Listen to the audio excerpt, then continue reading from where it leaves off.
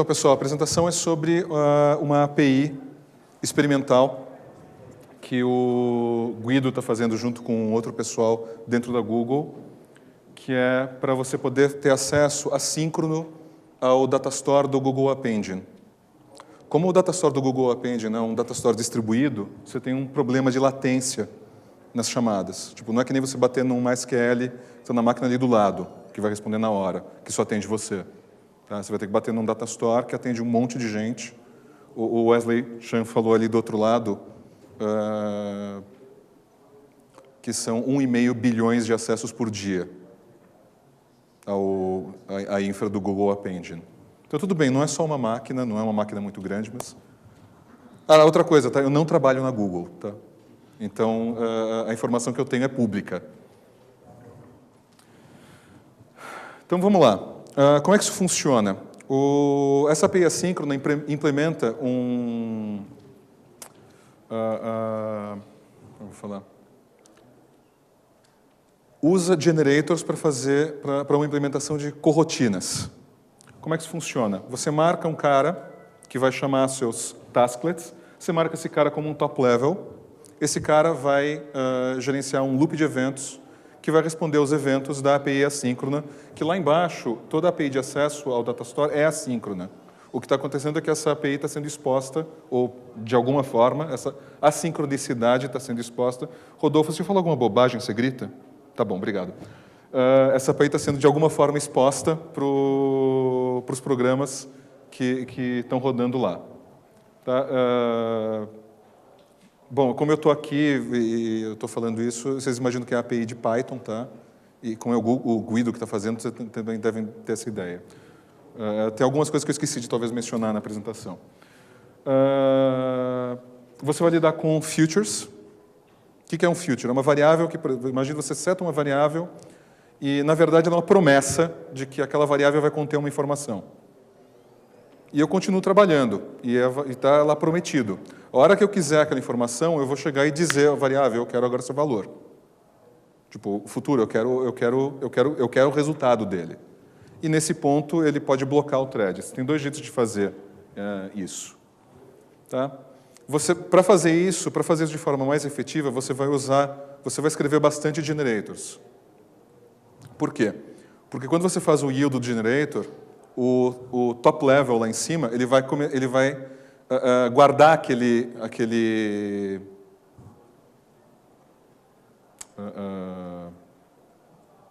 futuro, aquele future que você passou para ele, ele vai guardar e vai acordar aquele generator quando aquilo chegar do Datastore.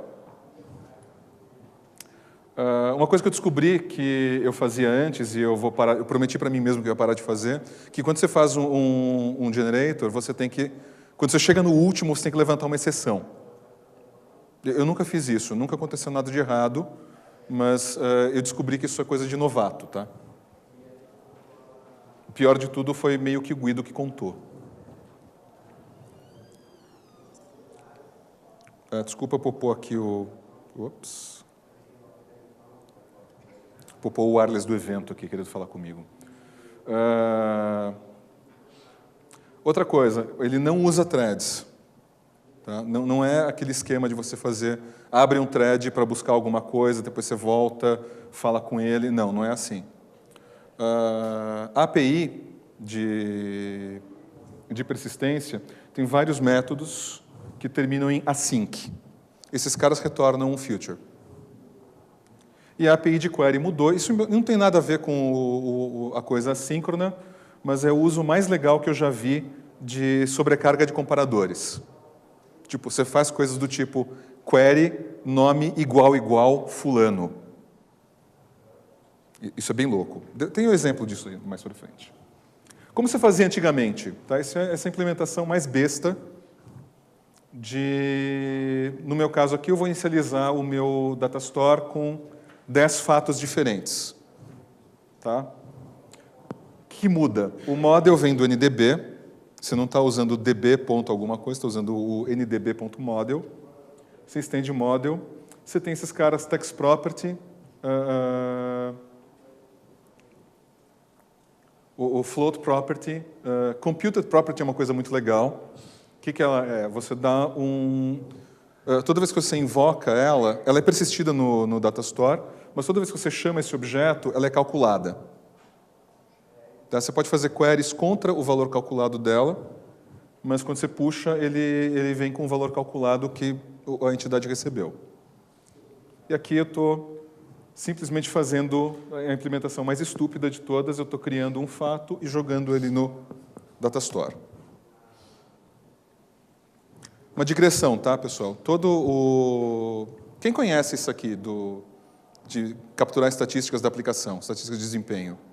Uma pessoa, duas, três, quatro? Legal, pessoal, isso aqui é muito legal. Isso te ajuda a entender o que está acontecendo durante uma query na tua aplicação. Tanto na tua máquina local, quanto no servidor. E para você habilitar isso, é isso aqui. É uma linha, talvez duas, no seu app.yaml. E aí você tem uma coisa assim. Tipo, essa é aquela bobagem que eu fiz, aquela implementação estúpida. Vocês estão vendo? Não, vocês não estão vendo porque ficou muito pequeno. Mas o que está acontecendo aqui são vários acessos ao Datastore, todos eles em sequência. O tempo de resposta dessa query passou de 100 milissegundos na máquina local. Se eu olho isso no servidor, o tempo de uso de máquina foi perto de 1000 milissegundos e a query respondeu para o usuário depois de 6 segundos. Tá? 6 segundos tipo razão para suicídio, tá? Assim, mesmo no script PHP, mesmo na página PHP, se você responder em 6 segundos, não. E aí tem um jeito assíncrono, que é usando aquela coisa que eu falei de você forçar ele a obter o resultado. O que eu fiz? Eu criei um array, vou guardar os features nele, vou jogar o resultado desse put async, que é um feature, e depois eu vou forçar todos eles a devolver. Isso dá oportunidade para que o servidor junte todos esses caras numa só transação com o Datastore, que é mais rápido, e eu não tenho que me preocupar com isso. Se você for olhar o código, é, no fundo, muito parecido com aquela implementação besta que eu fiz antes. Eu podia ter dito, tem uma coisa que a documentação fala que tem, mas eu acho que tem um problema na forma como ele limpa depois do request, que eu poderia fazer esse put async no modo fire and forget. Ou seja, eu mando ele e quando terminar quando o request for para ser terminado, o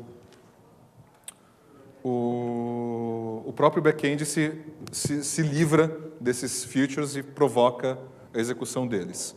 Isso não funcionou para mim. Se eu for olhar o que aconteceu, vocês estão vendo que tem lá o put, é esse grande azul, mas é um só. É uma operação só. Se eu for olhar... outra coisa. O tempo de resposta...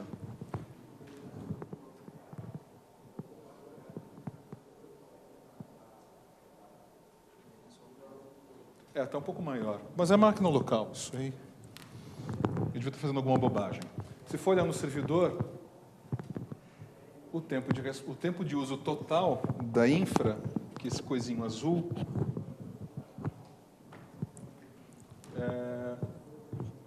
quase não dá para ler.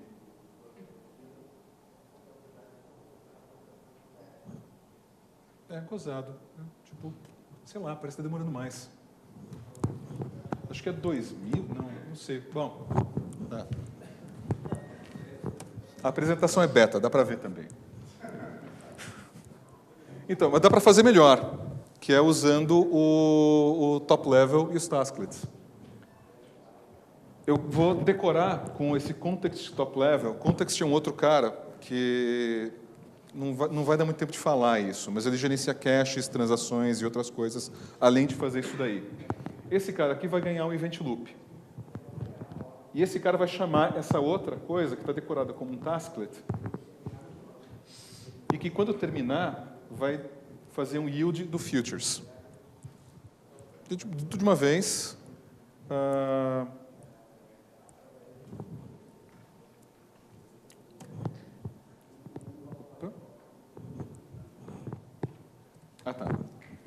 E dá para fazer ainda melhor que aquela coisa que eu falei, que, tipo, já que é a última volta desse iterador, eu não quero receber mais nada dele, eu vou fazer o raise.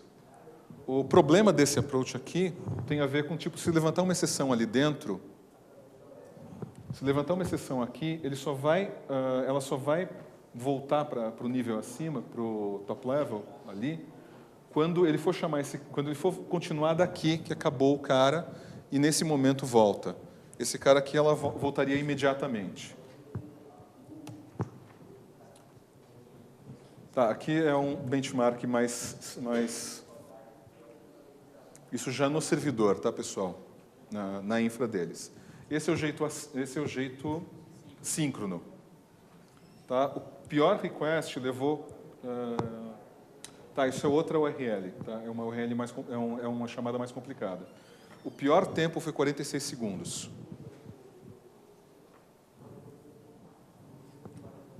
Deve ter alguma latência de rede envolvida, porque ele deveria me cortar em 30. Mas a mediana, 6 segundos. Com ele assíncrono, a mediana cai para meio segundo, 430 milissegundos.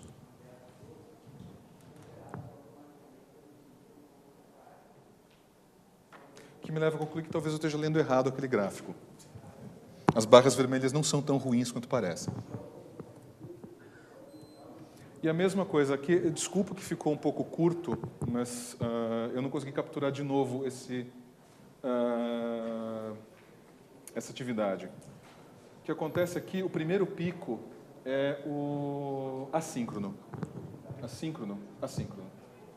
Você vê que o número de requests por segundo que ele atende é muito maior. O tempo por request é um pouquinho menor. E o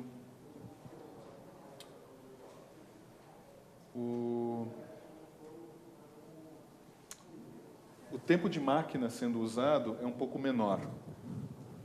O tempo total de máquina sendo usado é menor. Isso tem alguma implicação com o preço. Eu não sei exatamente como vai virar a estrutura de preços deles agora, mas eu suspeito que se você fizer desse jeito vai sair um pouco mais barato para você. Tá? De novo, esse é outro caso. Isso aqui é um exemplo interessante de você fazer atualização em massa. 5 minutos. Tá. Vou rápido, tem mais... não sei quantos slides tem, mas não tem mais muito, não. Duas coisas legais aqui. Quer dizer, uma coisa legal que vocês sabiam que o Randall faz isso, cara? Tipo, eu posso pedir para ele gerar números dentro de uma distribuição normal com mediana em 40 com desvio padrão de 20. Vocês sabiam disso? 4 pessoas dizem que sabiam. 5, 6, 7. Tá, isso é super legal. O que eu estou fazendo? Eu estou pegando cada um dos fatos do meu data store e estou... então, lembra que eu falei da sobrecarga de comparadores? Eu podia dizer que, tipo aqui, rating, que eu estou mudando aqui, rating menor do que 300.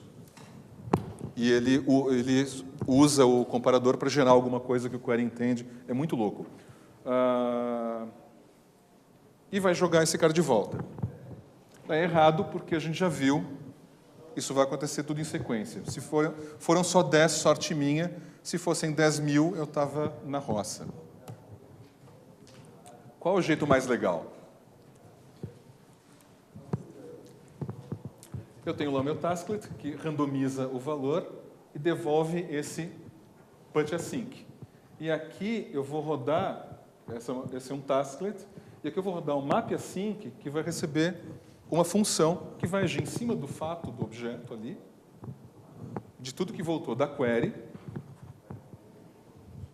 e vai fazer isso. E faz tudo isso de uma vez só. Eu até achei surrealmente curto o tempo de resposta dele ali, tá? Mas eu chequei no Datastore e funcionou mesmo, não foi só um... O que mais é legal? Bom, Context faz mais coisas além disso, tá? O Event Loop, que eu comentei já. Gerenciamento de caches automático. Se você for olhar para cá, se você for olhar, você vai ver que tem uma... Aqui você tem validações de main cache. Tá? Se você conseguir olhar a imagem direito, você vai ver que tem main cache sendo invalidados. Outra coisa, tem tipos novos de dados. Tá? Alguns são nomes novos para os tipos que a gente já conhece. Eles têm uma... Você pode pedir, na hora que você está declarando, construindo eles, você pode passar um parâmetro repeated para ele, aí você vai poder colocar vários dentro daquele valor, vários objetos daquele tipo dentro de um só atributo. E tem o Structured Property e Local Structured Property, que você pode jogar outras coisas ali dentro, outros objetos ricos ali dentro, para fazer isso. Você pode passar o parâmetro compress, que é o que ele vai fazer, ele vai chegar, por exemplo, seu blob, seu blob property, você vai chegar, ou seu structured property, ou qualquer outra coisa, ele vai chegar, vai comprimir esse cara antes de mandar ele para o Datastore. Vai ocupar menos espaço, vai levar talvez menos tempo. Você está trocando CPU por disco. Ou CPU por latência de rede, por disco e rede, no caso dele. E o tempo mais curto... outra coisa, o grande impacto do top level e dos tasklets é que você vai diminuir o número de instâncias startadas na tua aplicação, para atender o mesmo tanto de requests. Por quê? Porque ele vai usar melhor o tempo da instância. Você tem os eventos pendurados, esperando o retorno. Em vez de blocar aquele thread, como você faria na API síncrona,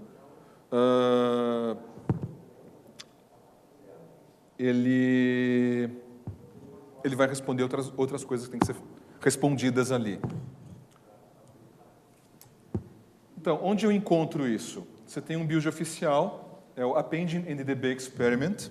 Tipo, dá para ver que ele é experimental até no nome.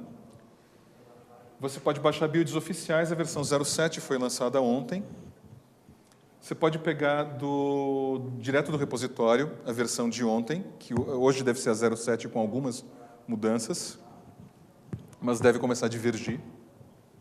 Você encontra a documentação ali no próprio site, tem os links para 2 Google Documents, 3 na verdade, que são da API geral, do jeito assíncrono de fazer coisas, que é o que eu falei hoje, e um cheat sheet que você tem lá a referência dos métodos e chamadas da API. E você tem esse Google Groups, esse Google Group, que é pouco movimento, mas é um pessoal muito legal. Aliás, eu queria manifestar a minha eterna gratidão a esse pessoal que ajudou pra caramba na construção da palestra, da apresentação, que era curta, eu falei para eles que era curta e me orientaram a seguir temas que eles achavam importantes. Esse pessoal manja muito mais disso do que eu. Pessoal, dúvidas? Abrir para perguntas, pessoal. Tem tempo para 1 ou 2 perguntas aí. É pouco.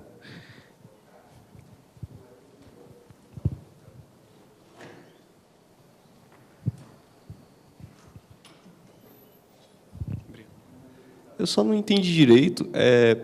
Por que quando você estava usando o tasklet lá, que estava usando um generator, você precisou dar um raise com um return? Porque, pelo que eu entendi, você só queria dar o put, mas você não queria receber o resultado. A tasklet já acabou, né, quando ela deu raise. O raise acontece porque se eu levantar uma exceção dentro do tasklet, ele só vai... aquele tasklet só tinha um yield, mas eu posso ter vários deles dentro do tasklet.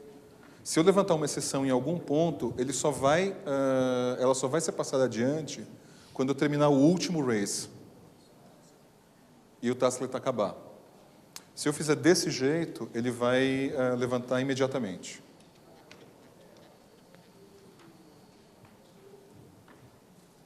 Mais alguma pergunta?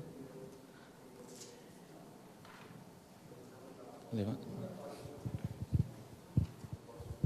Legal, Banff. Só queria fazer um comentário de que, pelo que eu entendi, tem uma similaridade grande com o deferred do Twisted. Se eu não me engano, é mais ou menos a mesma filosofia. Eu acho que é a mesma ideia. E se for, né, quem inventou esse negócio foi uma mulher que hoje é professora no MIT, chamada Barbara Liskov. E quando ela inventou esse negócio, chamava Promises, que foi o termo que você usou na hora que você falou de Future. E por coincidência, quando eu estava fazendo meu mestrado, lá em 92, eu precisei desse artigo dessa mulher.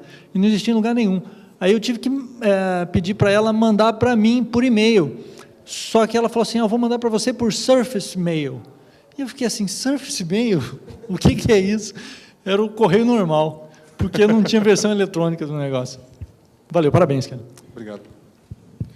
Então é isso aí, pessoal. Um aplauso aí para o Banff.